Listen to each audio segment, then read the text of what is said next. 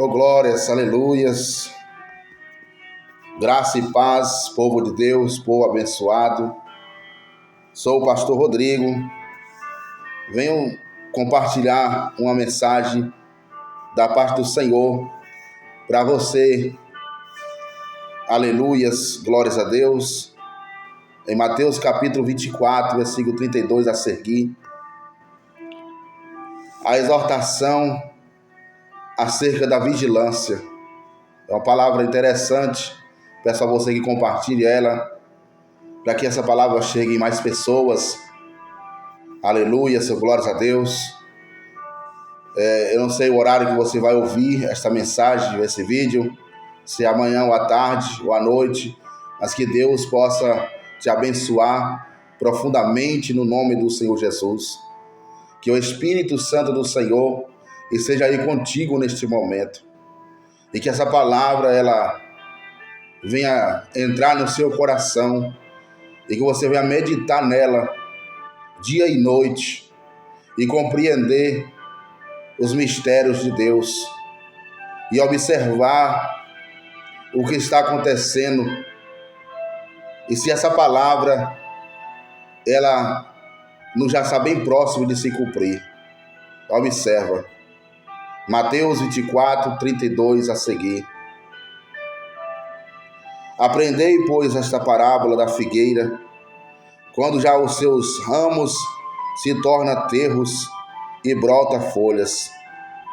Sabei que está próximo o verão. Igualmente, quando verdes todas estas coisas, sabei que ele está próximo às portas. Em verdade vos digo que não passará esta geração sem que todas essas coisas aconteçam. O céu e a terra passarão, mas as minhas palavras não hão de passar. Mas aquele dia e hora ninguém sabe, nem os anjos do céu, mas unicamente meu Pai. E como foi nos dias de Noé, assim será também a vinda do Filho do Homem. Porquanto assim como nos dias anteriores ao dilúvio, comia, bebia, casava e dava-se em casamento, até ao dia em que Noé entrou na arca, e não o perceberam, até que veio o dilúvio e os levou a todos. Assim será também a vinda do Filho do Homem. Então, estando dois no campo, será levado um e deixado o outro. E estando duas moendo no moinho, será levado uma e deixando outra. Vigiai, pois, porque não sabeis a que hora há de vir o vosso Senhor. Mas considerai isso: se o pai de família soubesse a que vigília da noite havia de vir o ladrão, vigiaria e não deixaria minar sua casa. Amém? É uma palavra interessante para os nossos dias de hoje. E que nós possamos ficar alerta, aleluia, seu glórias a Deus, com o que está acontecendo, à nossa volta, com tudo que já tem acontecido. Nós temos que ficar alerta, porque nós não sabemos o dia e a hora que o Senhor virá buscar a tua igreja. Então é necessário que eu e você ficamos preparados, porque ao observar esta palavra, nós observamos aqui que anterior a esta vida, que estamos vivendo, vivia um povo, no Antigo Testamento. Nós observamos essa passagem em Gênesis acerca de Noé e sua família e acerca do dilúvio. Então nós compreendemos que vivia um povo anterior a nós. E Deus tinha projeto também nessas pessoas, para que elas viessem viver conforme a vontade dele. Mas nós sabemos, por causa da rebeldia, da desobediência de Adão e Eva, de Adão, porque Deus chamou primeiro Adão, nós percebemos que o homem ele ficou distante de Deus por desobedecer à voz do Senhor. Então entrou, o pecado, a iniquidade no coração do homem, e o homem começou a viver uma vida fora do padrão de Deus. Então Deus ele observa uma nação rebelde, uma nação cruel, cheia de iniquidade, e sente no seu coração o desejo de destruir aquele povo. Mas no meio daquele povo havia alguém diferente, que honrava os princípios do Senhor e era honesto diante de Deus. Era Noé. Então Deus achou graça aos olhos de Noé. Então Deus ele convida Noé para fazer uma arca. E Noé, ele, sabendo que era o Deus poderoso falando com ele, ele começa a construir essa arca. Mas o povo, eles observavam e começavam a criticar Noé, que ele era doido, era maluco, que para que ele estava construindo aquilo. E eles não estavam percebendo que pouco tempo depois algo ia acontecer da parte de Deus. E como aconteceu. E observa que Jesus ele veio pregando o evangelho, as boas novas, e mostrando o reino dos céus ao povo, mostrando o caminho para o povo. E o povo eles não percebia que quem estava falando era o Messias prometido no Antigo Testamento. Vocês estão entendendo? Noé ele pregou, ele falou sim para o povo, mas ele era tido como doido, como louco. Não é diferente com Jesus Cristo. Jesus ele veio pregar o evangelho, mas muitos zombavam dele, criticavam. Mas você observa que Jesus ele deixou escrito esta mensagem para que nós venhamos compreender que no tempo de Noé, casava e se dava em casamento, as pessoas festejavam, as pessoas banqueteavam, as pessoas viviam dissolutamente da forma que queria, mas veio o dilúvio e pegou todos de surpresa. Vocês estão compreendendo que tudo que Jesus falou em Mateus 24, já tem sido cumprido e tem se cumprido cada dia mais. Tem observado que tem acontecido guerras, rumores de guerra, enfermidades, pestes. Tem acontecido de tudo. Então, se vocês analisar os fatos, Jesus ele não está muito longe de vir buscar a tua igreja. Então, como foi no tempo anterior de Noé, é nos dias de hoje. O povo está desapercebido, os povos estão vivendo a vida conforme a sua vontade, conforme os seus privilégios, os seus prazeres, e esquecendo de fato da sua vida espiritual com o Senhor. E quando Jesus voltar, vão pegar todos de surpresa. Todos vão ficar. E aqueles que estiverem preparados entrará com o Senhor. Como foi Noé.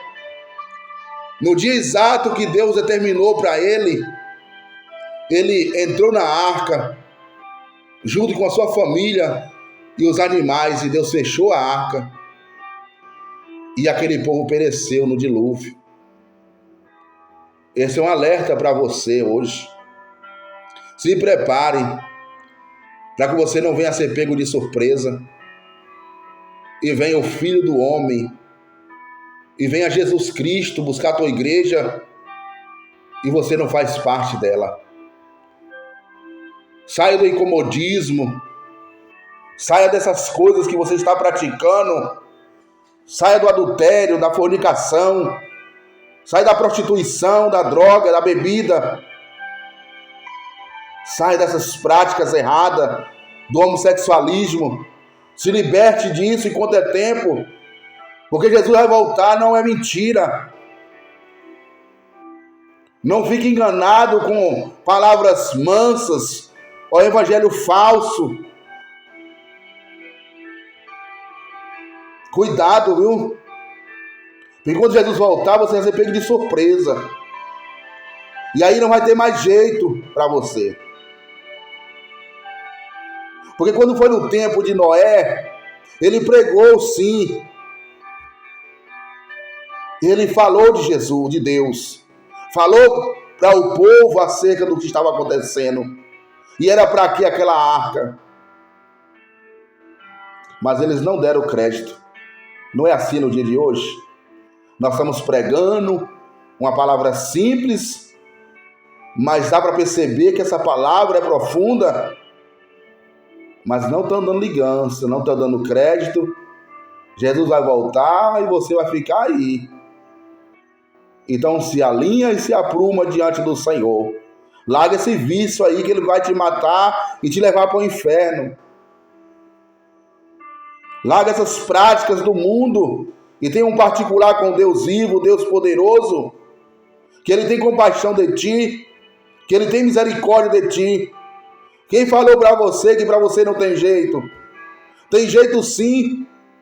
Leia a palavra do Senhor, você vai compreender o que Jesus fez em pessoas que ninguém dava crédito, não dava nada por ela.